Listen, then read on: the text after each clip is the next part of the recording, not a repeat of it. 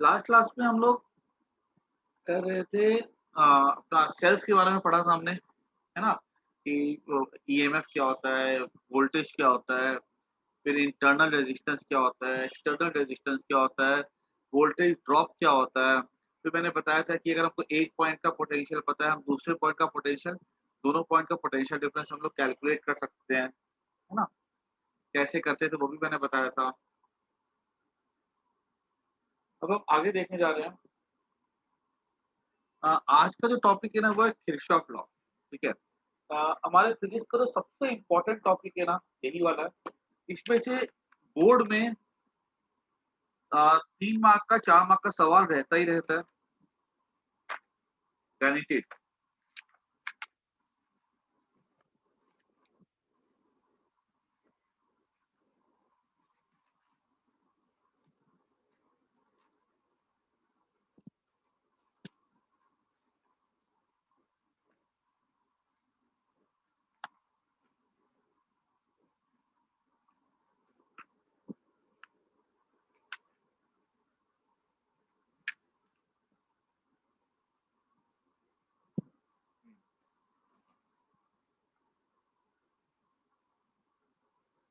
Topic लिखना आज का किरचॉफ लॉ।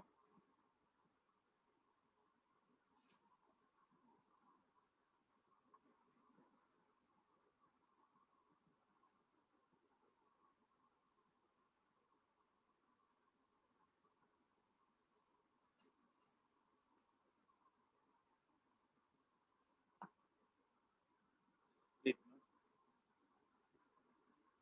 अच्छा हाँ, एक बार ना मैं थोड़ा-सा डिस्कस कर लेता हूँ। मेरे क्या 5 दिन से मैंने मार्क्स लिख कर के रखे हैं, बताना भूल जाता हूँ।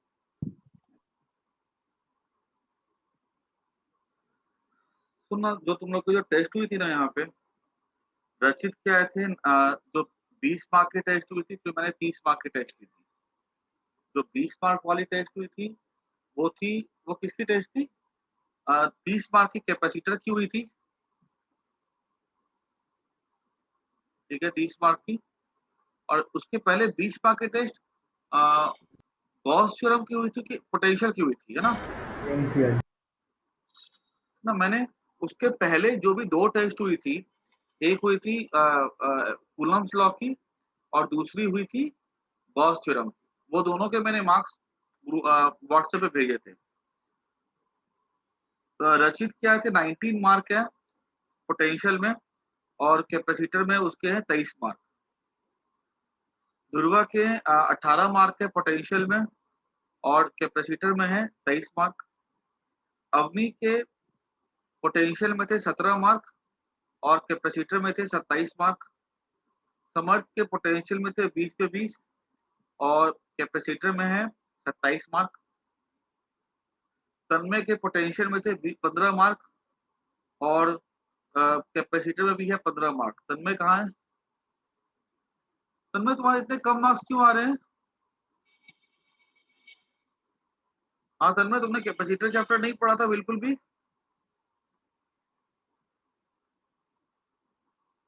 तन्मय,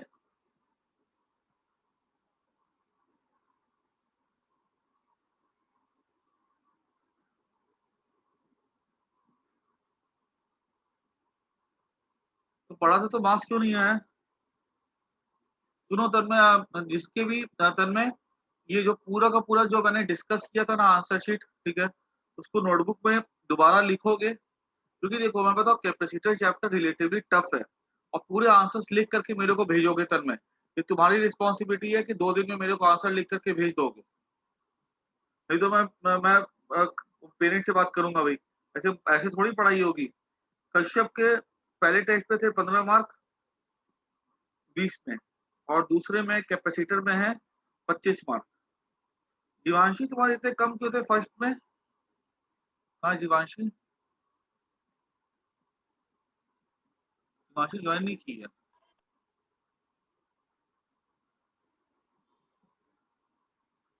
और उसके दूसरे में थे 26 मार्क। निशिल, निशिल तुम्हारे 20 मार्क सिर्फ क्यों आए कैपेसिटर में? और तुमने पोटेंशियल की टेस्ट दी नहीं थी। तुम शायद उस समय बाहर थे, बीमार थे कुछ। हाँ निशिल, तुम्हारे 20 मार्क क्यों आए कैपेसिटर में?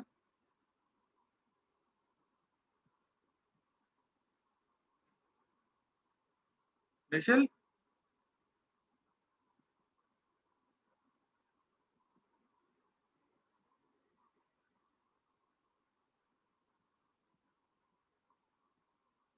निशिल,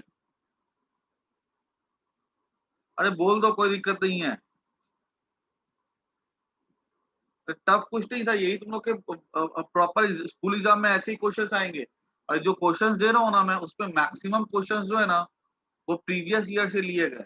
अब अगर प्रीवियस ईयर टफ है तो फिर कैसे उसको बोल सकते हो कि वो प्रीवियस ईयर के, तो वो तो आएंगे ही आएंगे एग्जाम में, फिर से उसी लेवल के आएंगे क्वेश्चंस। तुम भी क्या करना, मेरे को पूरा पेपर लिख करके भेजोगे। पूजन के पहले टेस्ट पे 17 थे, बाद में 19 हो गए। पूजन मार्क्स क्यों कम हुए तुम्हारे?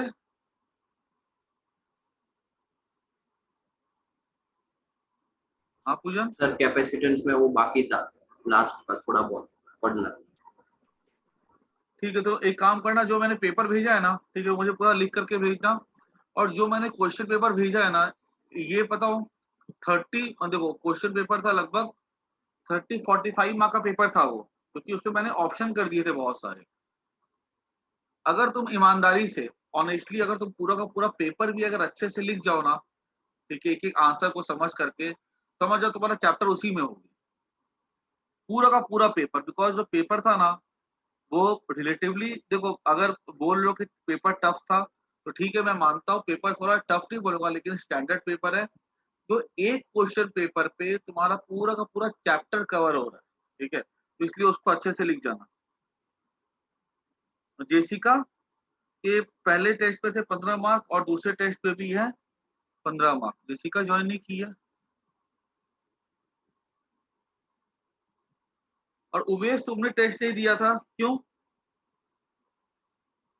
रुद्र ने टेस्ट नहीं दिया, क्यों? हाँ उमेश,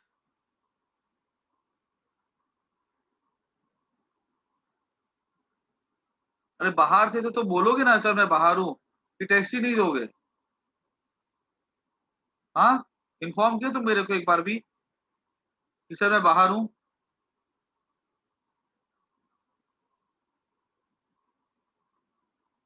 तो पेरेंट्स पीछे पड़ रहते हैं कि बच्चा पढ़ ले, तुम लोग को पढ़ाई से कोई मतलब ही नहीं है।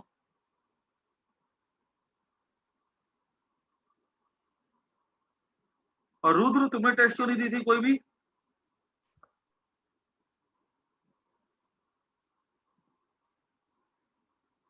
हाँ रुद्र,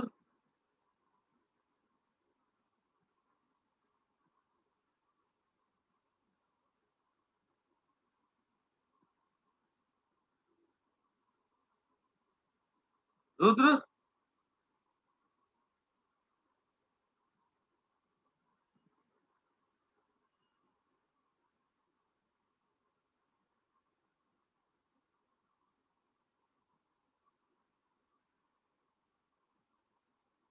रुद्र,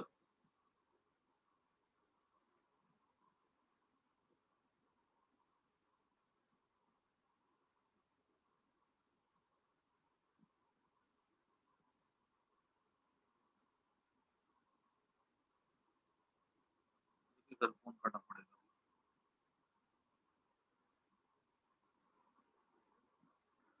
अच्छा, उसके बाद जो पेपर जो टेस्ट हुआ था ना अपना एंट्रेंस का, उस पे ध्रुवा के 59 मार्क्स थे, देव के 92 थे, समर्थ के 76 है। समर्थ, तुम्हारे इतने कम कैसे आए उसमें टेस्ट में, एंट्रेंस वाली टेस्ट में? सर वो सब प्रैक्टिस करना बाकी था अच्छे से। रचित के 132, रचित के देखो, रचित के बताओ, रचित मेडिकल का बच्चा है, ठीक है, और उसके जो है, सही बताओ ना, जो बच्चे आईआईटी की तैयारी कर रहे हैं उनके फिजिक्स में ज्यादा आने चाहिए। रचित के 132 मार्क्स। दिवांशी, दिवांशी मेडिकल की है, ठीक है, इसका नीट का है, उसका है 104, रचित क्या है 132। और जो मैथ्स वाले बच्चे उनके कम है, दुर्वा क्या है 59, देव क्या है 92, और समर्थ क्या है 76। सब उल्टी कहानी, उल्टी गंगा बह रही है। सर मेरे बोर्ड्स के नहीं बताए आपने। क्या? मेरे बोर्ड टेस्ट के नहीं बताए। बोर्ड के टेस्ट में इसमें देखो ना एक बार, मैंने वो देखा 10 बच्चों ने टेस्ट, कुछ बच्चों ने टेस्ट नहीं दी थी, बाकी के तो मैंने तो दी मार्क्स, थी सर। हाँ तुम्हारे मार्क्स देखे, तुम्हारे उसमें अच्छे थे, मैंने मार्क्स देखे थे उसके, लिखे नहीं मैंने बाद में। एक मिनट,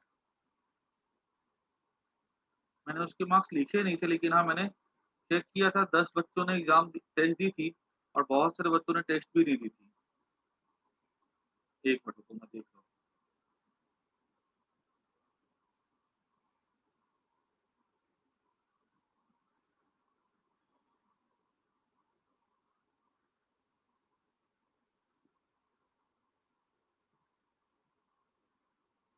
ये पता है, अब सब एकदम घर पे सतर्क रहे ना, सबके घर आने वाले हैं फोन कॉल।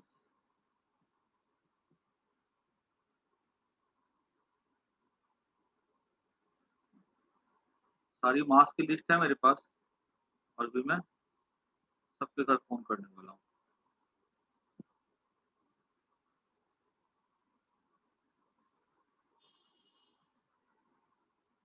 तूने मुझे देव कुछ भेजा है क्या अभी?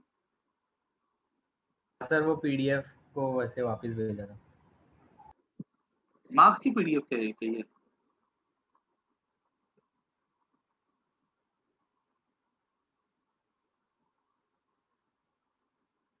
हाँ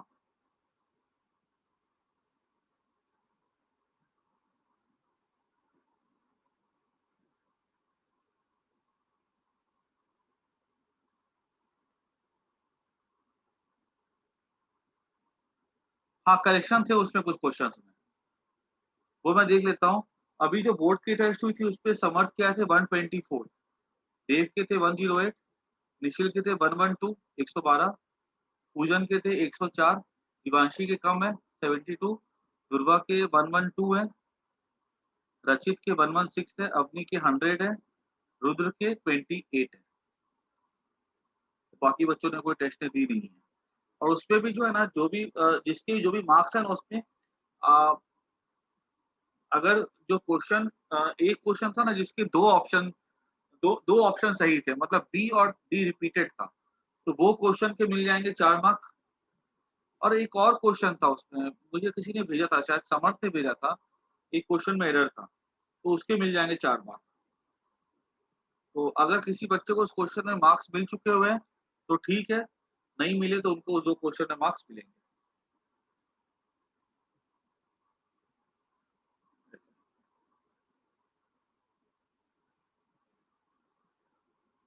ठीक है ना? तो देखो, सही बताओ, मन से पढ़ाई करो, नहीं पढ़ाई करोगे ना तो आगे जाके दिक्कत हो जाएगी, बिकॉज लास्ट में बताओ इतनी एंग्जाइटी हो जाएगी, इतनी परेशानी होगी ना कि पढ़ नहीं पाओगे। तो जम करके अभी से मेहनत करो।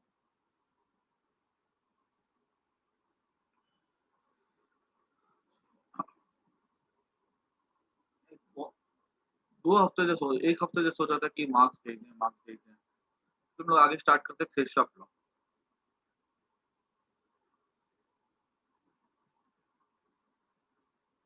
तो केशव लॉ, सबसे पहली बात तो याद रखना कि बहुत जगह ऐसा होता है जहाँ पे सीरीज कॉम्बिनेशन और पैरेलल कॉम्बिनेशन आकर के फेल कर जाता है।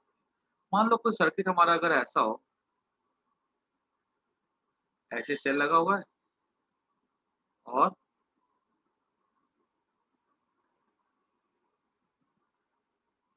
अब वो इसके बात करेंगे,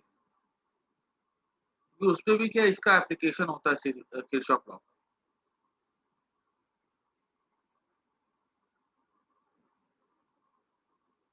ठीक है, ऐसे करके मान लो कोई सर्किट है,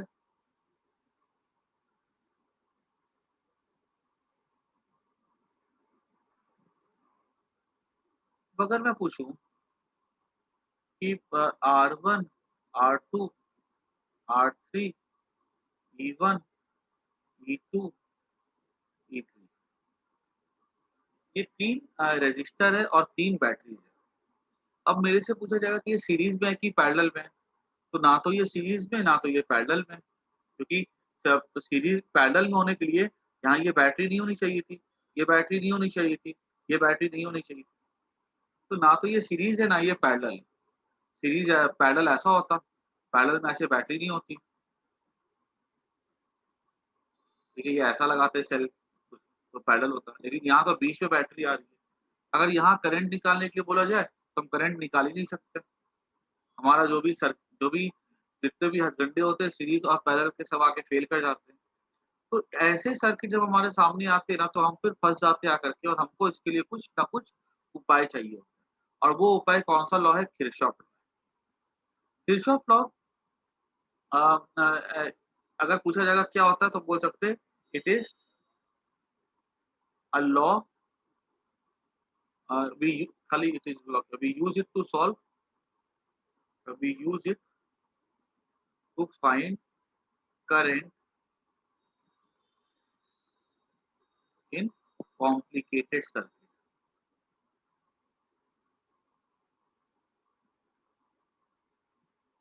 ये जहाँ पे हमारा सीरीज और पैरेलल का सारा रूल्स आकर के फेल कर जाता है।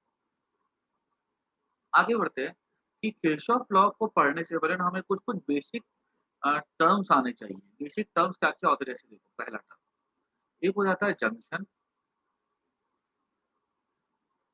एक हो जाता है ब्रांच और एक हो जाता है लूप। ये 3 टर्म हमको आने चाहिए। मान लो कोई भी अगर ऐसे कॉम्प्लेक्स सर्किट है अगर ऐसा,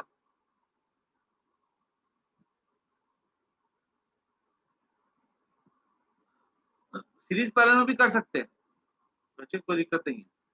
सीरीज पैरेलल में तो भी कर सकते हैं, ठीक है? कहीं भी कर सकते हैं किरचॉफ लॉ। लेकिन सीरीज पैरेलल को हम लोग कॉम्प्लिकेट सर्किट में नहीं कर सकते, ठीक है? Kirchhoff law is a universal law, कहीं भी इसको अप्लाई कर सकते हैं, कैसा भी सर्किट, हर जगह एप्लीकेबल है। मान लो ऐसे कोई यहाँ पे सेल है,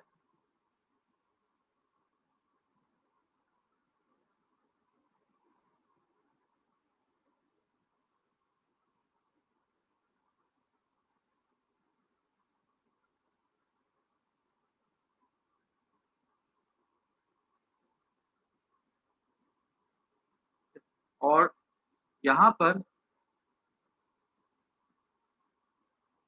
ये R1 रेजिस्टेंस है, ये E1 रेजिस्टेंस है, ये R2 रेजिस्टेंस है, ये E2 है, ये E3 है, ये R4 है, ये R5 है, ठीक है? तो ऐसी सर्किट है, तो हम क्या बोलते हैं कि यहाँ पर कोई भी पॉइंट ऐसा हो जहाँ पे से 3 वायर निकल रही है, 3 या 3 से ज़्यादा वायर, उसको हम जंक्शन कहते हैं। जैसे ये जंक्शन हो गया, ये जंक्शन हो गया, ठीक है? This is called as junction, जहाँ पे 3 या 3 से ज़्यादा वायर निकलती है। अब ये जंक्शन नहीं हो सकता है, या 2 वायर है, ये जंक्शन नहीं हो सकता है। 3 कम से कम हो, 3 वायर हो या कम से कम 3 से ज़्यादा हो, ये जंक्शन। हाँ, ये जो मैंने ब्लू डॉट से दिखाया है उसको ना नोड्स बोल सकते हैं। इसको क्या बोलते हैं हम लोग? Nodes. These are not junction. तो जंक्शन क्या होता है? इट्स अ पॉइंट वेयर 3 और मोर देन फ्रॉम वेयर 3 और मोर देन 3 वायर्स कम हो, ठीक है? या वेयर 3 और मोर देन 3 वायर्स मीट, ऐसा। जंक्शन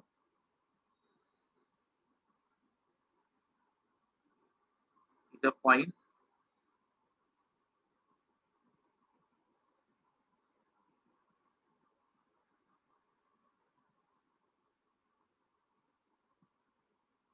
वेयर 3 और मोर देन 3 वायर्स मीट। उसके बाद सेकंड है ब्रांच, ठीक है? Line joining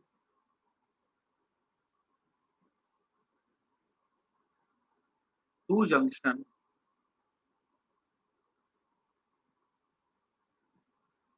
is called branch. ये देखो, ये एक जंक्शन है, ये दूसरा जंक्शन। ये क्या हो गया?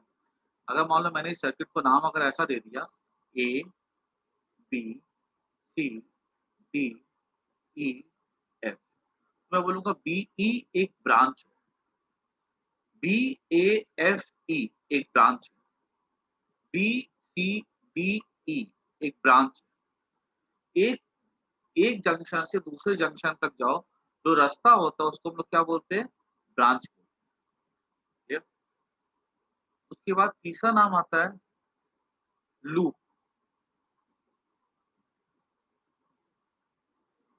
लूप क्या होता है?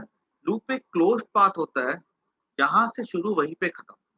अब जैसे अगर हम यहाँ पे ध्यान से देखें तो B A F E B एक लूप हो गया।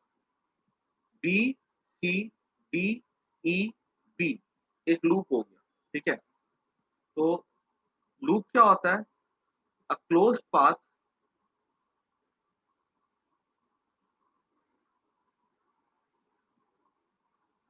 अ closed path is called loop. Full stop. It can be taken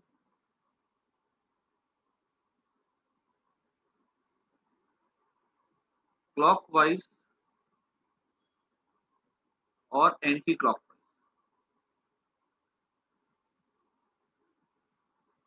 हाँ, हो सकता है ना, A B C D E F वो भी लूप हो सकता है। कैन बी क्लॉकवाइज और anti clockwise.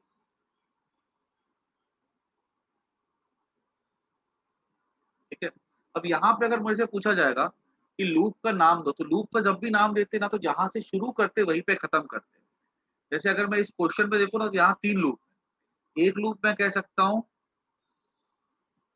A B E F A, ये एक लूप हो गया। दूसरा लूप हो जाएगा B C D E B, ये दूसरा लूप हो गया। उसके बाद तीसरा लूप हो जाएगा A C D F A, clear, ये भी लूप हो गया। अगर मैं A B E F A की बात करूं तो ये लूप ऐसा गया, जहां से शुरू वहीं पे खत्म। ठीक है, मैंने ऐसा लिया। एक बार हमने लूप सेलेक्ट कर लिया ना, उस पर्टिकुलर लूप पे हमको वो डायरेक्शन फिक्स रखना है। अगर मैं ऐसे जा रहा हूं तो मुझे ऐसे ही जाना। हाँ, अब एक लूप ले लिया, दूसरे लूप की अगर बात की जाए तो मैं इस पे चेंज कर सकता हूँ अपना ऑर्डर। मैं इसमें ऐसा, जहाँ पे ऐसा दिखा है मैं इस पे ऐसा दिखा सकता हूँ, अपनी मर्जी है। ठीक है, तीसरी लूप पे मैं कुछ भी दिखा सकता हूँ। मतलब अपने को एक क्वेश्चन में हम लोग को एक से ज्यादा लूप लेनी पड़ती है। और एक लूप पे अगर हमें क्लॉकवाइज बांधना है कोई दिक्कत नहीं है, हम दूसरे में एंटी क्लॉकवाइज बांध सकते हैं, तीसरे में क्लॉकवाइज बांध सकते हैं। लेकिन एक पर्टिकुलर लूप पे अगर हमने क्लॉकवाइज सेलेक्ट कर लिया तो उस क्वेश्चन में हमको उस लूप के लिए वही फिक्स रखना। ठीक है, समझ में आगे बात? तो ये हमारा हो गया लूप। और लूप का नाम जब देते हैं तो जहां से स्टार्ट करते वहीं पे ला करके खत्म करते। इतनी बातें नोट कर लो पहले।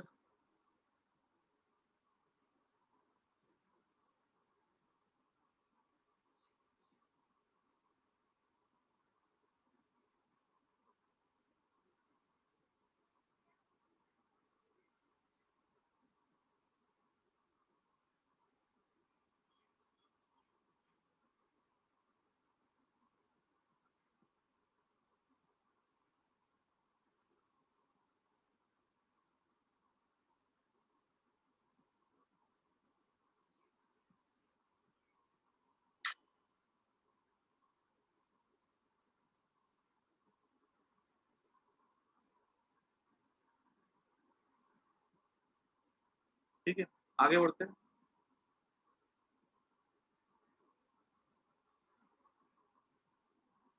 अब हम बढ़ते हैं, किरचॉफ के 2 लॉज है। किरचॉफ फर्स्ट लॉ,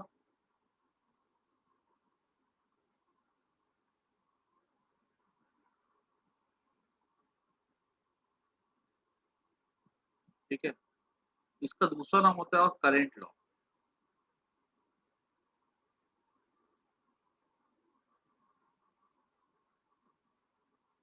और जंक्शन। नाम में कुछ रखा नहीं है, ठीक है, कोई भी नाम से बोलो। इसमें क्या होता है, जैसे मान लो अगर हमारे पास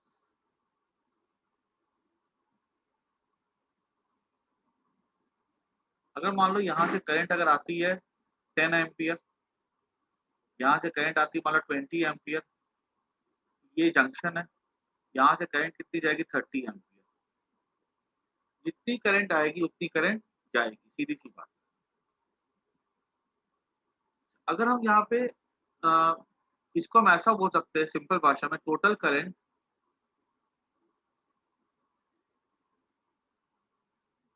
entering a junction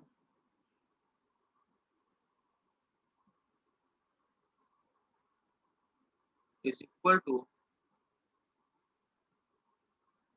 total current leaving a junction।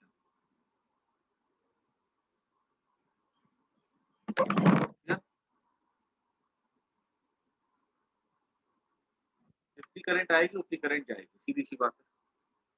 अभी अब देखो अब क्या होता है, जैसे मान लो जो करंट आती है ना उसको हम लोग प्लस ले लेते हैं, जो करंट आती है उसको प्लस ले लेंगे, जो करंट जाएगी उसको माइनस ले लेंगे। ठीक है, ऐसा हम करंट के साथ साइन को असाइन कर सकते हैं। ठीक है, उल्टा भी ले सकते हो, लेकिन एक दो चीज याद कर लो, उसको फिक्स रखो। आने वाले को पॉजिटिव ले लो, जाने वाले को नेगेटिव ले लो। तो अगर हम इस तरह से देखें ना तो आने वाला +20 +10 दैट इज +30 और ये -30, तो टोटल कितना हो गया 0। तो टोटल करंट कितनी हो गई, जो जंक्शन डायरेक्टेड होती है वो 0 होती है, हम ऐसा भी बोल सकते हैं। टोटल, इसका दूसरा तरीके जैसे बोल सकते हैं, टोटल करंट डायरेक्टेड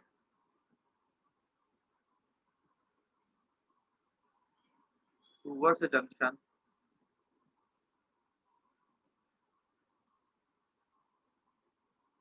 is 0। तो हम ऐसा लिखते हैं सिग्मा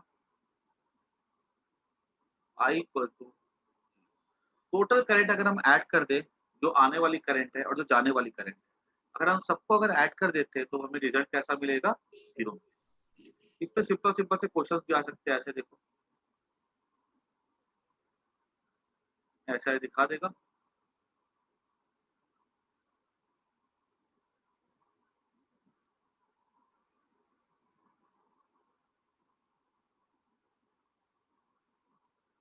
बोल दे यहाँ पे, यहाँ से करंट है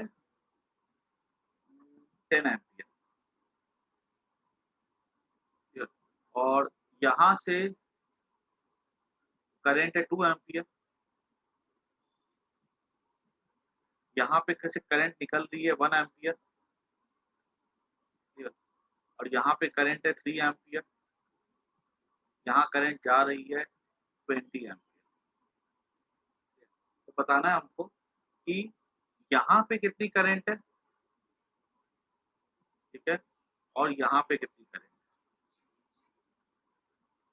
देखो अगर ऐसा क्वेश्चन है ना तो हमको पहली बात तो पता ही नहीं चलेगा कि यहाँ पे करंट जा रही है कि आ रही है। ठीक है जंक्शन, तो पहले देखा जाए यहाँ पे 3 एम्पियर है, यहाँ पे 20 एम्पियर है, तो 3 एम्पियर आई, ठीक है, और यहाँ से 20 एम्पियर जा रही है। तो आने वाली करंट को हम क्या करेंगे, +3 ले लो, और जाने वाली करंट को हम यहाँ पे क्या ले लेंगे, -20 ले लो। आने वाली को प्लस, जाने वाली को माइनस। अब यहाँ पे करंट, पहली बात तो यहाँ पे करंट कैसी होगी, तो यहाँ मान लो करंट आई है, तो अब मान लो अगर मैं बोलूँ कि ये करंट अगर आई जा रही है यहाँ से, ठीक है, आई आई कितने यहाँ +3, कितनी करंट यहाँ इस जंक्शन में कितनी करंट आ रही है +3, इस जंक्शन से कितनी करंट जा रही है, तो मैंने बोला प्लस आई, सॉरी इसको ना ले लो आ रही है, आने वाले को पॉजिटिव लेंगे, ऐसा ले लो +3 +i, और यहाँ से कितनी करंट जा रही है तो -20, जाने वाले को हम क्या लेंगे, नेगेटिव लेंगे, आने वाले को पॉजिटिव लेंगे, इक्वल टू 0 हो जाएगा। आई क्या हो जाएगा मेरा -17 दैट इज 17 एम्पियर हो जाएगा। तो कितनी करंट यहाँ पे आ रही है, 17 एम्पियर आ रही है। आई बात समझ में, और चेक भी कर सकते हो, 17 आई और 3 आई, 20 आई और 20 चली गई।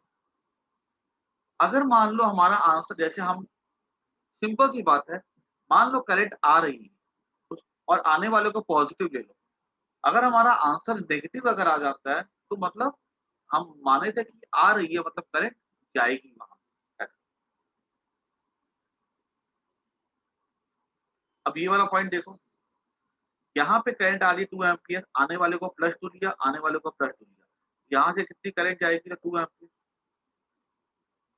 ठीक है? या 2 एम्पियर। अब देखो यहाँ पे कितनी करंट आ रही है? 2 एम्पियर प्लस 2 एम्पियर हो जाएगा। यहाँ से कितनी करंट जा रही है? 70 लेंगे। जाने वाले को नेगेटिव लेंगे, जाने वाले को नेगेटिव लेंगे, आने वाले को पॉजिटिव लेंगे। ये -70 हो जाएगा इस जंक्शन के लिए। यहाँ पे हम क्या बोलेंगे? यहाँ पे 2 एम्पियर आई, 17 एम्पियर। तो यहाँ पे से मान लो कि यहाँ से जा रही है x, आ रही है यहाँ से कितनी? x आ रही है इस जंक्शन पे, आने वाले को पॉजिटिव लेना है। तो अगर ये आ रही है यहाँ पे,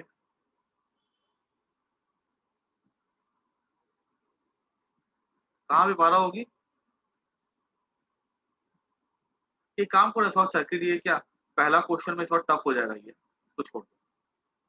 पहला क्वेश्चन में थोड़ा आसान देता हूँ। सिंपल सी बात है, ये एग्जांपल ले लो, सिंपल से एग्जांपल ले लेते हैं। ऐसे करंट आएगी, ऐसे करंट आएगी। ये मान लो करंट आती है 10 एम्पियर, 20 एम्पियर, ठीक है? यहाँ से कितनी जाएगी? 30 एम्पियर जाएगी। आने वाले को प्लस ले लो, +10, आने वाले को +20 ले लो। मान लो यहाँ पे करंट अगर हम बोल दें, यहाँ से भी करंट अगर आ रही है, ठीक है? ऐसा मान लें अगर आ रही है, तो उसको क्या लेंगे? +x लेंगे, इक्वल टू 0। x कितना हो जाएगा? -30। तो हमने क्या माना कि आ रही है, तो वो माइनस क्या इंडिकेट करता है? नहीं कि वो जा रही है। तो हमारा आंसर क्या हो जाएगा? जाने का हो जाएगा 30 एम्पीयर। और देख भी सकते हो 20 आई, 10 आई, देखिए 30 हो गई, सीधी सी बात, ठीक है? अगर प्लस माइनस से नहीं देखना है तो सिंपल बुद्धि से लगा के देख लो कि जितनी आ कितनी रही है, ठीक है? और उतनी जाएगी वहां से, इसमें कोई दिक्कत वाली बात नहीं है। अब एक चीज समझना कि जैसे मान लो हमारा सर्किट अगर ऐसा है,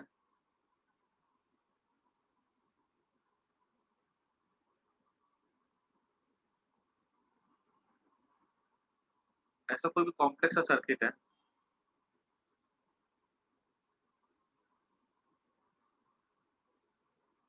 नहीं तो ये क्वेश्चन नहीं है कोई,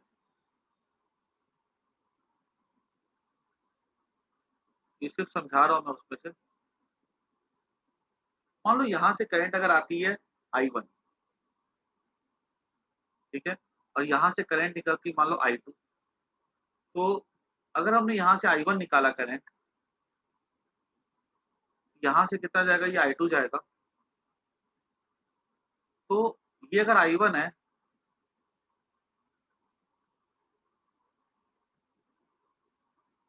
ठीक है? तो ये अगर I1 है ना, तो देखो ये एक ब्रांच हो गई AB,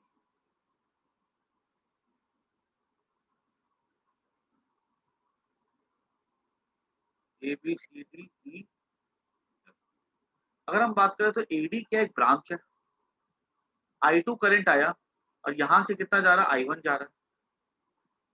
आया कितना? I2, निकला कितना? I1, बचा कितना? आने आने वाला कितना? I2 है इस जंक्शन, जाने वाला कितना है?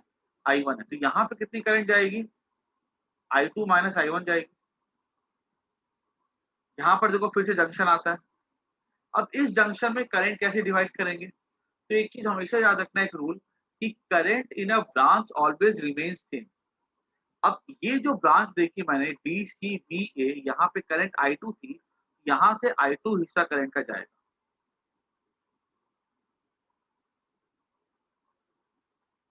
है ना? ये I2 लिया, ये I1 लिया, तो ये बच जाएगा कितना?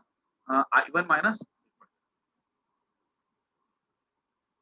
ये I2 आया, I1 निकल गया, हाँ बराबर सही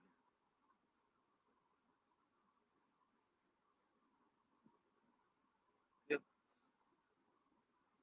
ये यहाँ से कितनी करंट गई? I2 गई, ठीक है? और यहाँ से कितनी करंट आई है? I1, ठीक है? I1 आई, तो एक पूरी ब्रांच में देखो ABCD ब्रांच में करंट कैसी है? सेम, ठीक है? तो इस चीज को नोट कर लेना, current in a branch always remain same, ठीक है? इस पॉइंट को नोट कर लेना। ये सर्किट नोट करना करो नहीं, ऐसा कुछ खास नहीं है। बाकी जब न्यूमेरिकल्स करेंगे तो आपको सर्किट ऑटोमेटिकली मिल जाएगा। इसको नोट कर दो, current in a branch always remains same.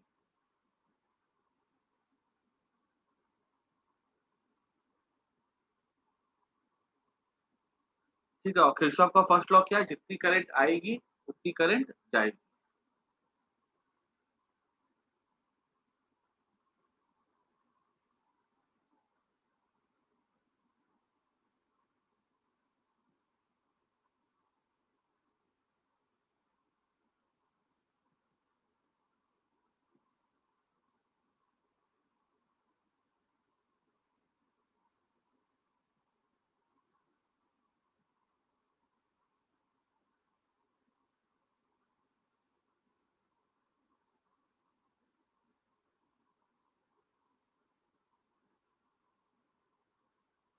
Law का स्टेटमेंट लिखा ना मैंने, ये स्टेटमेंट तो है।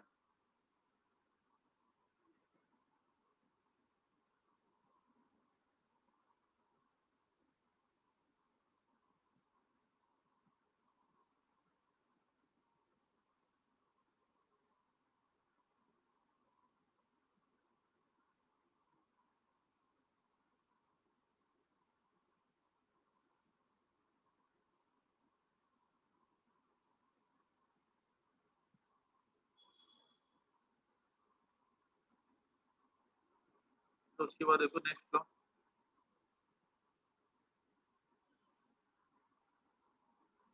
Kirchhoff second law.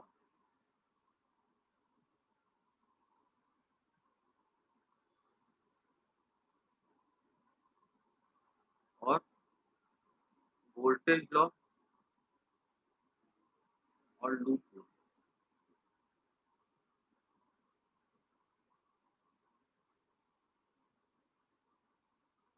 इसका क्या है, the sum of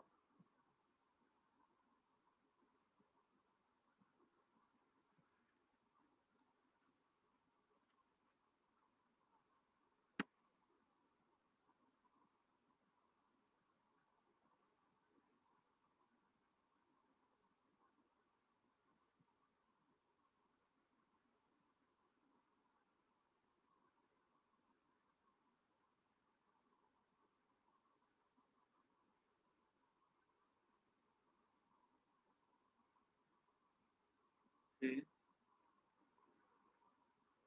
in potential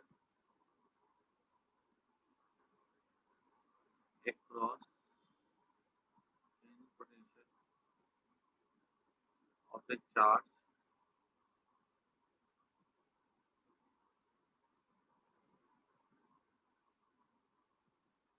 across all elements in a loop is zero. Sum of change in potential of a charge across all elements in a loop is zero. इसको ऐसा भी लिख सकते हैं, sigma v equal to zero. और इसमें एक चीज लिखना, it is based on law of conservation of energy.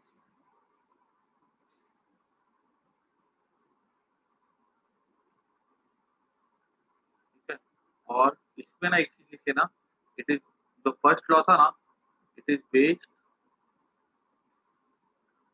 On law of conservation of charge.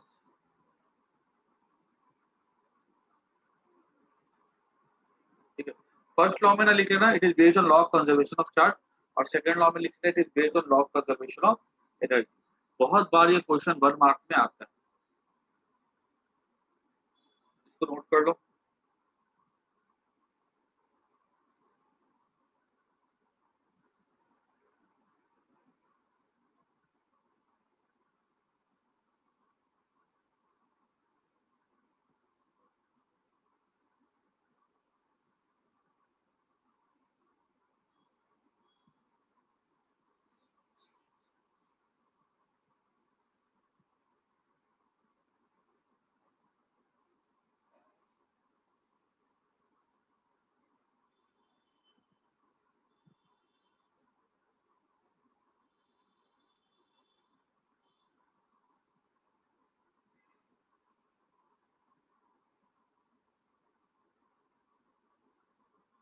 Sir आगे करो ना एक बार।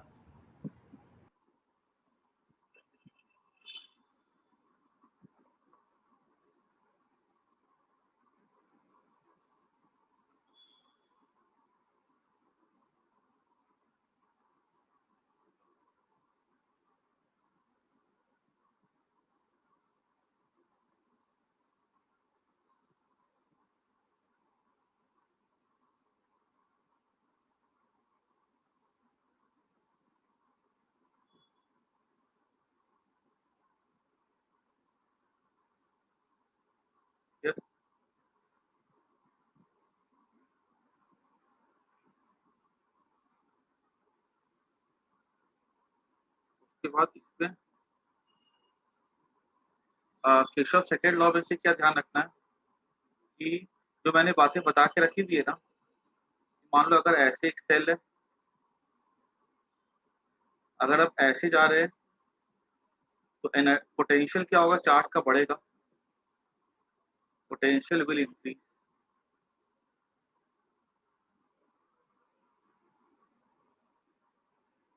अगर सेल ऐसा है, अगर हम ऐसा जाते हैं तो चार्ज का जो पोटेंशियल एनर्जी होगा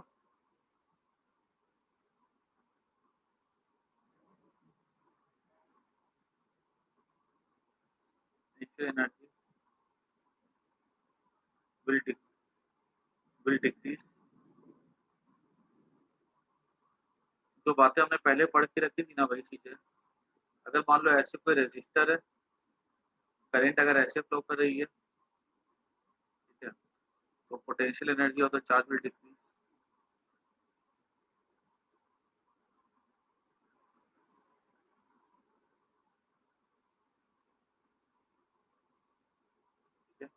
कि हम यहाँ पे क्या होता है, यहाँ पे हम ये हाई पोटेंशियल होगा, ये लो पोटेंशियल होगा।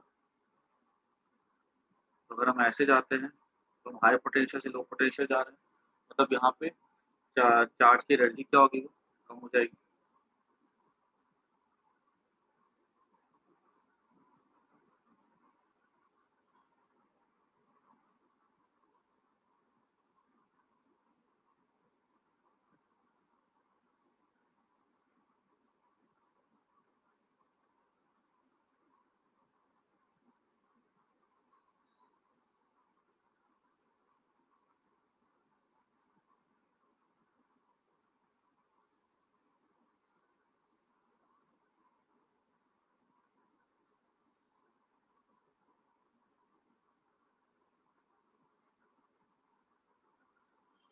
तो हम लोग आगे बढ़ते हैं।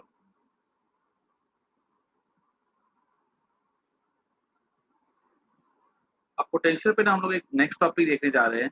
इसमें ना हमारे सामने कुछ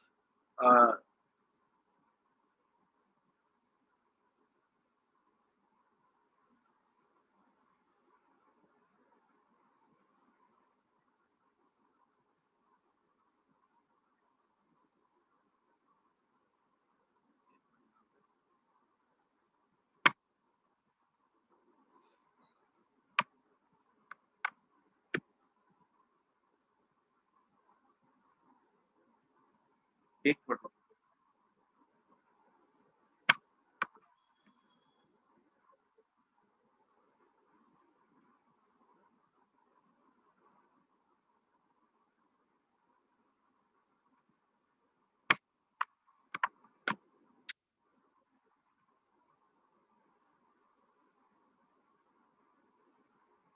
उन्होंने कुछ प्रॉब्लम आ रहा है कुछ कनेक्शन में, 1-2 मिनट रुको, ठीक है।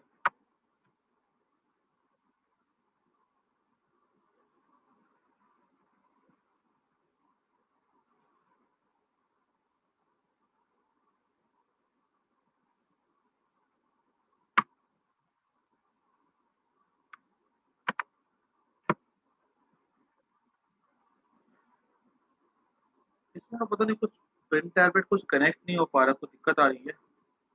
तो मैं सुनो, मैं क्लास अभी एंड कर रहा हूँ, ठीक है। नेक्स्ट हम लोग आगे कंटिन्यू करेंगे नेक्स्ट क्लास में, ठीक है। शायद बीच में ना मैं कुछ एंट्रेंस क्लास के बदले ना बोर्ड क्लास लूंगा, ठीक है। अभी मैं क्लास एंड कर रहा हूँ, कुछ लिखा नहीं पा रहा यहाँ पे, मैं अभी क्लास एंड कर रहा हूँ।